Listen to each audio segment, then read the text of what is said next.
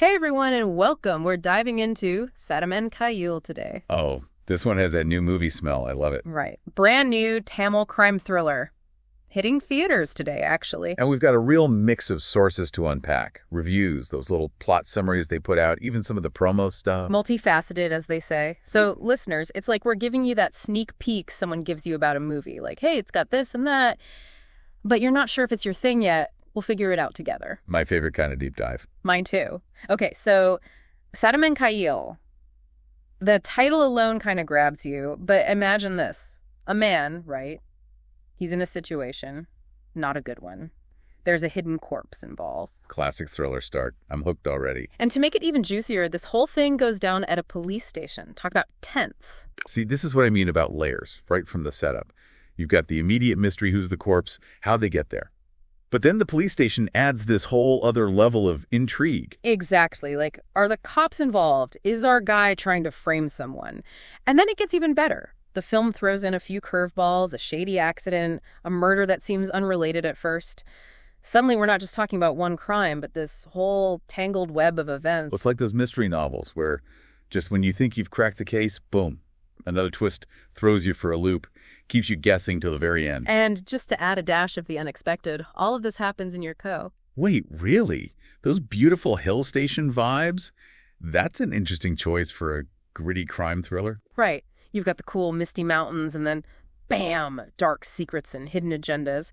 Makes you wonder how the filmmakers use that contrast. The juxtaposition of serene beauty and chilling suspense.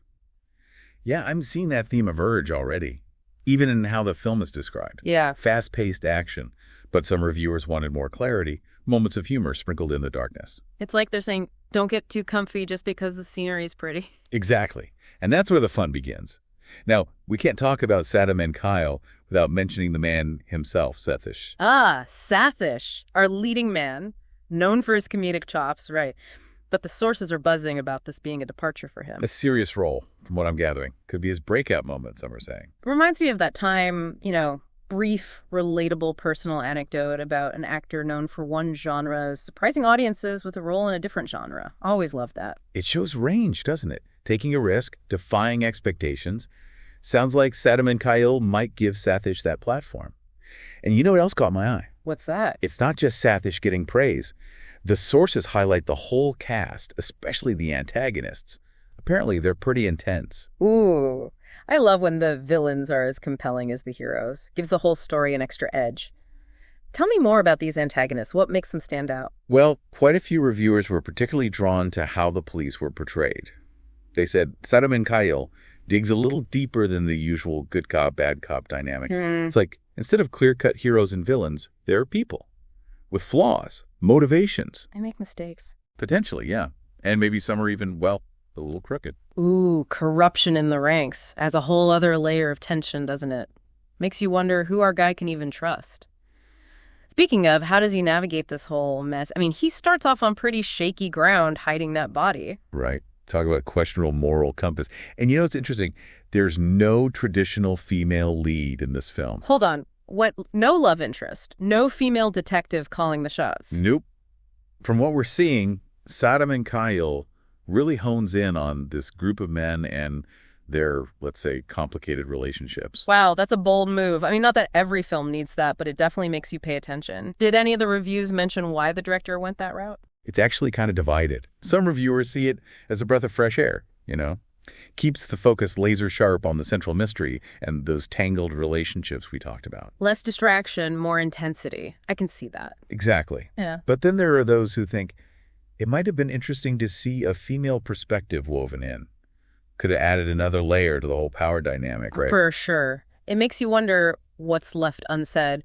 What other stories could be lurking beneath the surface? Maybe that was intentional on the director's part, like stripping things down to their barest form, leaving the audience to fill in some blanks. Ooh, I like that. Almost like we're implicated in the ambiguity somehow. Right. And isn't that what makes a good thriller so gripping? The not knowing, the constant questioning. It's all tied to those contrasting elements we were discussing earlier, wouldn't you say? Absolutely. You've got your stunning natural beauty, but then you layer on these dark deeds, Moral dilemmas, fast-paced thrills, moments of unexpected humor. It's like the film is deliberately keeping you off balance. Speaking of Yurko, I'm curious about how it's used visually. Yeah. It's not every day you get a Tamil crime thriller set against a backdrop like that.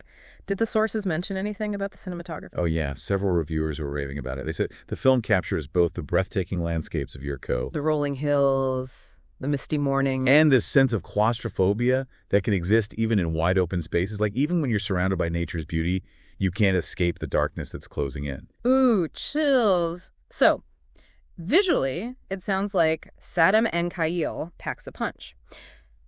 But what about the pacing? I noticed some conflicting opinions in the sources about whether it's a slow burn or if it loses steam in the second half. What are your thoughts on that? So it's like Sattam and Kaiyil keeps you on the edge of your seat with the visuals, the atmosphere, but then when it comes to the plot itself, some people are saying it drags a bit. Yeah, it's interesting. You've got some reviewers saying it's a slow burn, you got to be patient with it, and then others are like, nope, it just loses momentum after a while. Almost like there are two different movies being described, you know? Makes you wonder if it's one of those films that'll have people arguing about it as they walk out of the theater. Which honestly isn't a bad thing. I mean, I'd rather have a movie that sparks a conversation than one everyone forgets the second it's over. Totally. A film that stays with you, that makes you think that's what we're looking for. But let's be real for a sec. Our listeners probably thinking, okay, this all sounds interesting and all, but should I actually watch this thing? Right? They want to know if it's worth their time. And that's the million-dollar question, isn't it? Especially for someone like our listener, someone who appreciates those nuanced stories, the ones that make you work a little. Yeah, they're not afraid of a challenge. They like to come to their own conclusions. Exactly. So for our listener, the one who loves those aha moments, the ones who like to dissect a film and really dig into the details, what are the big takeaways here? If they were taking notes on our deep dive, what would they be writing down? Well, first and foremost, there's that potential for Safish to completely reinvent himself as an actor. This could be the role that changes people's perceptions of him. Right, from comedy to crime thriller, it's a big leap. And then you've got the whole unconventional structure of the film itself. No classic hero-heroine dynamic, no clear-cut good versus evil, just a bunch of morally complex characters trying to navigate a very messy situation. And all set against this backdrop that's both beautiful and unsettling at the same time. Exactly. It's like the film is constantly playing with your expectations.